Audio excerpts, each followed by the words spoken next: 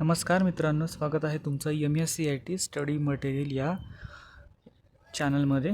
आज आपण पहिल्या चॅप्टरच्या प्रश्नांची बहुपर्यायी प्रश्न म्हणजेच MCQ मल्टिपल चॉईस क्वेश्चन्सचे आपण पहिल्या चॅप्टरचे MCQ आपण पाहणार आहेत. पहिला चॅप्टर म्हणजेच आपलं माहिती तंत्रज्ञान, इंटरनेट आणि तुम्ही या चॅप्टरचे आपण महत्त्वाचे शेवटच्या पेजवर जे असतात त्या MCQ बद्दल आज आपण चर्चा करणार आहोत. तर त्यातला पहिला जो प्रश्न आहे त्यातला पहिला प्रश्न आहे, कीबोर्ड, माऊस, डिस्प्ले आणि सिस्टम युनिट हे काय आहेत? पहिला ऑप्शन आहे हार्डवेअर, दुसरा आहे स्टोरेज डिव्हायसेस, तिसरा आहे आउटपुट डिव्हायसेस, चौथा आहे सॉफ्टवेअर. तर या ठिकाणी या पहिल्या प्रश्नाचं उत्तर आहे कीबोर्ड, माऊस, डिस्प्ले आणि सिस्टम युनिट हे हार्डवेअर आहेत. हार्डवेअरची व्याख्या काय आहे? हार्डवेअर म्हणजेच ज्या गोष्टींना आपण हात लावू शकतो, ज्या गोष्टींना आपण पाहू शकतो, त्यांना म्हणायचं आपण हार्डवेअर. तर या प्रश्नाचं उत्तर आहे अ हार्डवेअर. दुसरा प्रश्न पाहूया आपण. जे कम्प्युटर सामग्रीशी समन्वय साधतात, एक इंटरफेस उपलब्ध करून देतात आणि ॲप्लिकेशन चालवतात, अशा प्रोग्रामला आपण काय म्हणायचं? ठीक आहे, तर ऑप्शन्स पाहून घेऊयात. पहिला ऑप्शन आहे ॲप्लिकेशन प्रोग्राम्स, दुसरा ऑप्शन आहे स्टोरेज सिस्टीम्स, तिसरा ऑप्शन आहे ऑपरेटिंग सिस्टीम, चौथा ऑप्शन आहे युटिलिटी प्रोग्राम्स. तर याचं बरोबर उत्तर आहे ऑपरेटिंग सिस्टीम, म्हणजे तिसरं याचं उत्तर बरोबर आहे. सो या ठिकाणी ऑपरेटिंग सिस्टीम हे काय करतात? कम्प्युटर सामग्रीशी समन्वय साधतात, इंटरफेस उपलब्ध करून देतात आणि ॲप्लिकेशन चालवण्याचं काम ऑपरेटिंग सिस्टीम्स करते, म्हणून याचं उत्तर आहे ब ऑपरेटिंग सिस्टीम. प्रश्न तिसरा आहे, एक ब्राउझर याचं उदाहरण असते.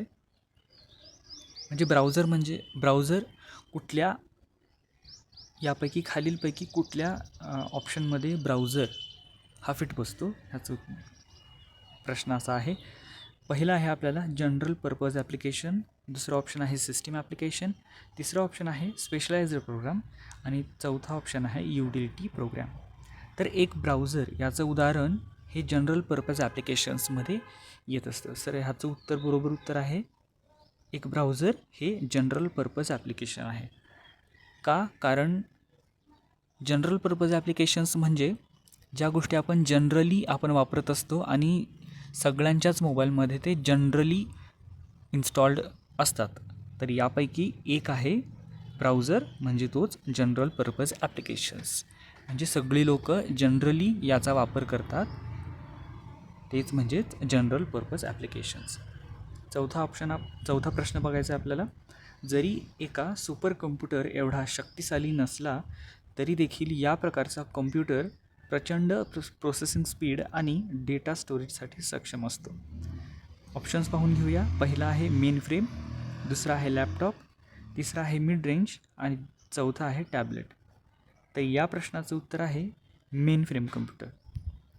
हा जरी आपल्या सुपर कम्प्युटर एवढा नसला, त्याचा आकार एवढा नसला, जरी त्याच्यापेक्षा शक्तिशाली नसला तरीसुद्धा ह्या प्रकारचा जो कम्प्युटर आहे तो याची प्रचंड प्रोसेसिंग स्पीड आणि डेटा स्टोरेजसाठी सक्षम असतो. आपल्याला पहिल्या चॅप्टरमध्ये दिलेलं आहे की अशा प्रकारचे जे कम्प्युटर असतात, मेन फ्रेम कम्प्युटर्स जे असतात, तर हे मेन फ्रेम कम्प्युटर LIC किंवा मोठ्या ज्या विमा कंपन्या असतात, तर त्या विमा कंपन्या अशा प्रकारचा कम्प्युटर ह्या ठिकाणी वापरत असतात. सहाव्या प्रश्नाकडे वळूया. RAM म्हणजेच रँडम ॲक्सेस मेमरी एक प्रकारचं काय आहे? याच्यामध्ये ऑप्शन्स आहेत आपल्याला. पहिलं कम्प्युटर, दुसरं नेटवर्क, तिसरं मेमरी आणि चौथा आहे सेकंडरी स्टोरेज. तर रॅम ही एक प्रकारची मेमरी आहे, त्याच्यामुळे या ठिकाणी तिसरं जे ऑप्शन आहे हे तिसरं ऑप्शन आपल्या बरोबर आहे ब मेमरी. तर लक्षात ठेवायचं आहे random access memory. Random access memory म्हणजेच याला रॅम म्हणतात. रँडम ॲक्सेस मेमरीलाच टेम्पररी मेमरी असं सुद्धा म्हटलं जातं. हे परीक्षेमध्ये तुम्हाला येण्याची शक्यता आहे. सातवा प्रश्न पाहूया. या प्रकारचं स्टोरेज मेमरीसारखं नसतं आणि त्या कम्प्युटर सिस्टीमचा वीज प्रवाह खंडित केल्यानंतर देखील डेटा आणि स्टोरेज कायम राखले जातात. तर या ठिकाणी आपल्याला बघायचं आहे, या प्रश्नाचा अर्थ समजून घ्या की ह्या प्रकारचं स्टोरेज मेमरीप्रमाणे नसतं आहे. या कम्प्युटर सिस्टीमचा प्रवाह खंडित केल्यानंतर देखील याच्यातलं डेटा आणि स्टोरेज जे आहे हे कायम राखलं जातं. त्याचे ऑप्शन्स आहेत, पहिलं आहे प्रायमरी, दुसरं ऑप्शन आहे ROM म्हणजे रॉम, तिसरं ऑप्शन आहे RAM म्हणजे रॅम, त्याच्यानंतर चौथा ऑप्शन आहे त्याच्यातला सेकंडरी स्टोरेज, सेकंडरी. तर याचं बरोबर उत्तर आहे चौथं, सेकंडरी. म्हणजेच या प्रकारचं हे जे स्टोरेज सिस्टीम आहे हे मेमरीसारखं नाही. मेमरी म्हणजेच त्याला आपण टेम्पररी मेमरी जशी म्हटलेली आहे आपण रॅमला, तशी नसते. म्हणून सिस्टीमचा आपला जो वीज प्रवाह खंडित झालेला असतो, हा वीज प्रवाह जरी खंडित झाला असला तरीसुद्धा या ठिकाणचा डेटा आणि स्टोरेज या ठिकाणी कायम राखलं जातं. कारण त्या गोष्टी सेव्ह असतात, त्याच्यामुळे त्या रॉमवर असतात आणि रॉम हे एक सेकंडरी स्टोरेजचं एक उदाहरण आहे. त्याच्यामुळे या प्रश्नाचं उत्तर आहे चौथं, सेकंडरी. दुसरा प्रश्न, 8वा प्रश्न आपण पाहूया. वर्ड प्रोसेसरद्वारा निर्माण केले गेलेल्या फाईलचा प्रकार, उदाहरणार्थ मेमोज, टर्म पेपर्स आणि पत्रे असे आहेत. तर आपल्याला ह्या ठिकाणी सांगायचं आहे की वर्ड प्रोसेसरद्वारा निर्माण केलेल्या फाईलचा प्रकार नेमका कुठल्या फाईलच्या प्रकारामध्ये त्या ठिकाणी मोडत असतो. तर पहिला त्याचं ऑप्शन आहे डेटाबेस, दुसरं ऑप्शन आहे प्रेझेंटेशन, तिसरं ऑप्शन आहे डॉक्युमेंट आणि चौथा ऑप्शन आहे वर्कशीट.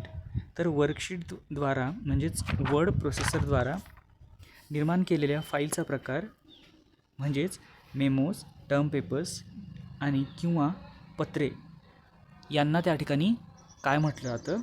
तर या ठिकाणी ह्याचं उत्तर आहे डॉक्युमेंट. म्हणजे ह्याचं उत्तर आहे तिसरंच. पुढच्या प्रश्नाकडे वळूया.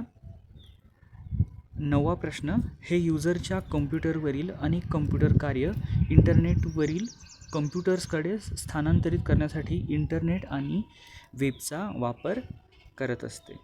ऑप्शन पहिला क्लाउड कम्प्युटिंग, ऑप्शन दुसरा नेटवर्क, ऑप्शन तिसरा हाय डेफिनिशन आणि ऑप्शन चौथा आहे सॉलिड स्टेट स्टोरेज. तर याच्यावरचं आपल्याला बघायचं आहे की एखादा युजर आपल्या कम्प्युटरवरील गोष्टी इतर कम्प्युटरवर म्हणजेच इंटरनेटच्या कम्प्युटरवर स्थानांतरित म्हणजे अपलोड जर करत असेल, त्या ठिकाणी ठेवत असेल, तर तो कशाचा वापर करून, इंटरनेट आणि वेबचा वापर करून जर एखादा युजर आपल्या गोष्टी इंटरनेटच्या कम्प्युटरवर जर ठेवत असेल, स्थानांतरित करत असेल, शेअर करत असेल, तर त्याला आपण म्हणतो क्लाउड कम्प्युटिंग. हे क्लाउड कम्प्युटिंग जो टॉपिक आहे हा अतिशय महत्त्वाचा टॉपिक आहे. तर याच्यामध्ये ह्याचं बरोबर उत्तर आहे क्लाउड कम्प्युटिंग. दुसऱ्या प्रश्नाकडे वळूया. 10वा प्रश्न, जगातील सर्वात मोठे नेटवर्क कोणते आहे? याच्यापैकी ऑप्शन पाहूया आपण. फेसबुक, ऑप्शन दुसरा सुपर कम्प्युटर, ऑप्शन तिसरा इंटरनेट आणि ऑप्शन चौथा वेब. तर याचं बरोबर उत्तर आहे जगातील सर्वात मोठं नेटवर्क इंटरनेट याचं आहे. सो या ठिकाणी लक्षात ठेवायचं आहे, जगातलं सर्वात मोठं नेटवर्क इंटरनेट का आहे? कारण ते जगातल्या छोट्या छोट्या नेटवर्कला आपसामध्ये जोडून एक मोठं नेटवर्क तयार करतं. त्यामुळे याला जगातलं सर्वात मोठं नेटवर्क असं म्हटलं जातं इंटरनेटला. तर या ठिकाणी आपला पहिला चॅप्टर जो होता त्याचे MCQ ह्या ठिकाणी आपले विथ एक्सप्लेनेशन सांगून झालेले आहेत. सबस्क्राईब करा, लाईक करा आणि शेअर करायला विसरू नका. धन्यवाद.